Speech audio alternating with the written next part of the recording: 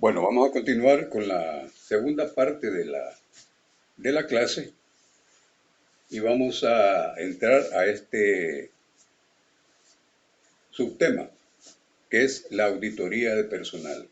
Entonces ya vimos ahí a través de el cuadro anterior cómo las diferencias que hay en los enfoques eh, de la teoría científica y la teoría humanista, el enfoque científico y el enfoque humanista.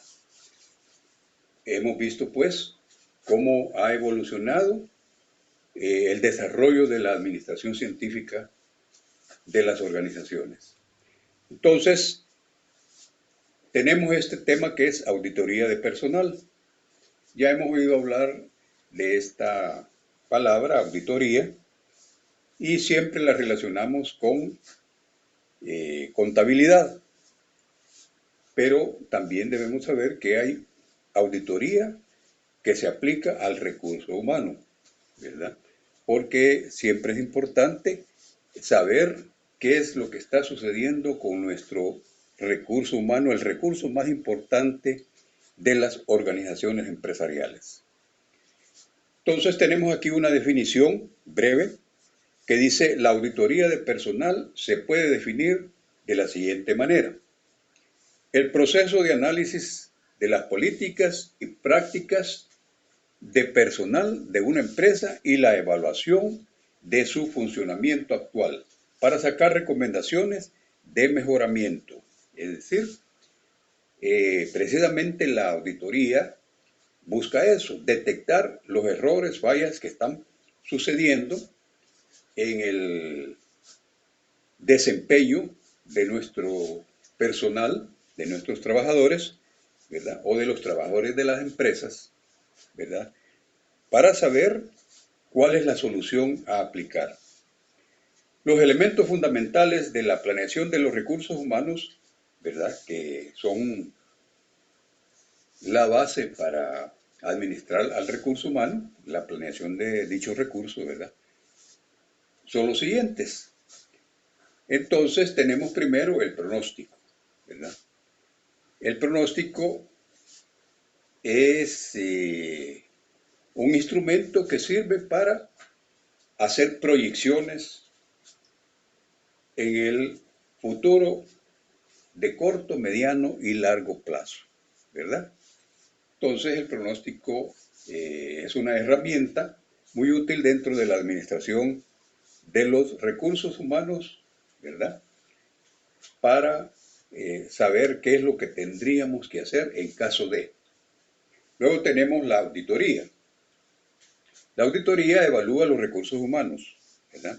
Con los que actualmente cuenta la organización. Para también saber en qué estado de eficiencia y eficacia se encuentran dichos recursos. Estos dos elementos proporcionan a los gerentes, a los altos ejecutivos, la información necesaria para planear el proceso de dotación de personal. Esto da una información importantísima, como vamos a ver más adelante. El propósito principal es mostrar cómo está funcionando el plan y el programa de personal en una relación de costo-beneficio. Acuérdense que las empresas son empresas lucrativas. Estamos hablando sobre todo de las empresas con fines de lucro. Pero esto no se aplica solo a las empresas con fines de lucro. Esto es aplicable a todas las empresas, cualquiera sea su naturaleza, ¿verdad? Ojo con eso. Actualmente la tendencia es que cada gerente sea un gestor de recursos humanos, por lo que la auditoría de personal es de suma importancia. Cuando hablamos de gestor de recursos humanos, estamos hablando de que cada gerente debe ser un administrador del recurso humano, del personal. Y ser administrador significa saber, conocer las reglas de cómo hay que tratar al recurso más importante de las empresas. La ventaja de una auditoría es que nos permitirá saber si es más rentable adiestrar y capacitar al personal actual o contratar a uno nuevo. Entonces, como es una relación costo-beneficio, el enfoque de la auditoría, entonces tenemos que valorar esa parte. Si se considera, pues, como dice ahí, que dándoles capacitaciones, adiestramiento, entrenamiento a los trabajadores, se va a resolver el problema de la baja productividad, por ejemplo, de la baja eficiencia y la baja eficacia. O si, por el contrario, es necesario renovar algún sector, alguna parte de ese recurso humano actual, ¿verdad? Eso nos lo va a dar una auditoría. La administración de recursos humanos requiere tener estándares o modelos que permitan hacer una evaluación comparativa y un control sistemático de su funcionamiento, ¿verdad? Entonces los estándares son medidas, herramientas que sirven para medir algo que necesitamos medir. Por ejemplo, una variable, las variables que se dan dentro del desempeño del recurso humano. Entonces, y son herramientas de comparación. Los estándares cumplen las siguientes dos funciones. Una función es la de comparación de resultados. Comparar el patrón o modelo con la variable que se está midiendo, ¿verdad? Después o al final de cada operación. Entonces, esta es una de las funciones de los estándares, ¿verdad? Entonces, para medir los resultados obtenidos, que queremos saber cómo se encuentran dichos resultados, si están cumpliendo con los estándares, si están abajo de los estándares o por el contrario están arriba de los estándares. Luego tenemos una segunda comparación del desempeño. Cuando se compara simultáneamente el patrón con la variable, o sea, el estándar con la variable en el mismo momento de la operación. Es decir, ahí los supervisores, que son personas expertas en hacer este tipo de mediciones, aplican, digamos, la comparación en el momento en que el operario, el trabajador, están realizando la actividad específica que tratamos de medir para saber su capacidad, sus habilidades, sus aptitudes, ¿verdad? Al momento de estar operando o realizando una actividad productiva. De estas dos formas se puede verificar el grado de concordancia entre la variable y el estándar, ¿verdad? Es decir, es un trabajo de comparación entre lo que tenemos establecido, que es el estándar. Tenemos estándares con medidas ya establecidas técnicamente y a las cuales tiene que responder la producción tanto en cantidad como en calidad. Esto permite hacer una clasificación del personal de acuerdo con la calidad de su trabajo y además identifica las necesidades de adiestramiento que puedan estarse dando en ese proceso de producción dentro de la empresa. La función de la auditoría no solo es la de señalar las fallas y los problemas, además también debe de hacer recomendaciones para la solución temprana de los mismos, es decir, adelantarse a los problemas para que los problemas se puedan resolver cuando todavía son controlables. Cuando ya los problemas son muy grandes, es muy difícil. Por eso es que la auditoría debe ser preventiva, adelantarse al problema o adelantarse a un problema grande. La auditoría de personal debe de ser realizada por especialistas con experiencia en el tema. Ya hemos hablado de esto. Los auditores son equipos de staff, es decir, especializados, peritos en la materia. Veamos en el siguiente cuadro las fuentes de información que utiliza la auditoría para evaluar el recurso humano. Tenemos aquí un cuadro que sintetiza esa parte que acabamos de decir. Entonces tenemos en la parte izquierda del cuadro análisis y descripción de cargos. Es un término que ya conocemos, lo hemos explicado, ¿verdad? Y de aquí vamos a agarrar nosotros información. Todo este documento que se llama análisis y descripción de cargos es un documento que podemos llamarle un manual de análisis y descripción de cargos. Ahí hay información importante. Tenemos ahí, en ese manual, las especificaciones de los cargos. ¿Qué significan los cargos? ¿Qué es lo que hay que hacer dentro de un puesto o de un cargo dentro de la empresa? Luego tenemos una segunda información que se refiere a los cuestionarios de personal y tablas de requisitos que han llenado y donde están los datos de cada persona que trabaja dentro de la empresa. Además, como estamos hablando de que una auditoría es una relación de costo-beneficio, hay que medir los costos de esos análisis. ¿Cuánto vale en términos económicos los análisis de los cargos? Luego, una segunda fuente de información es el reclutamiento.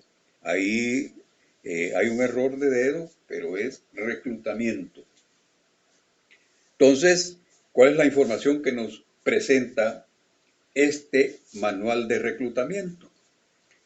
Primero, ahí tenemos información de aplicación de los cuestionarios de solicitud de empleo. Mira, es un documento que existe ahí, es una fuente de información.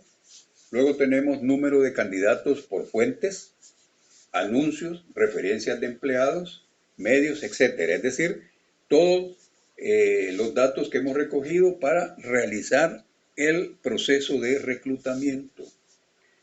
Luego, costos de reclutamiento por fuentes y por medios. Es decir, siempre va a ir incluido ese elemento de los costos, ¿verdad? Para establecer esa relación costo-beneficio. Continuemos con el cuadro.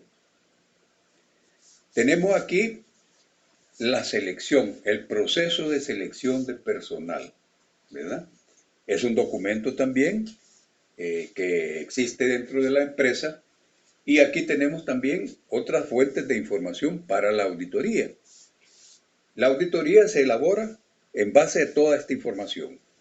Tenemos bases para la selección con características de las personas, de los trabajadores, ¿verdad?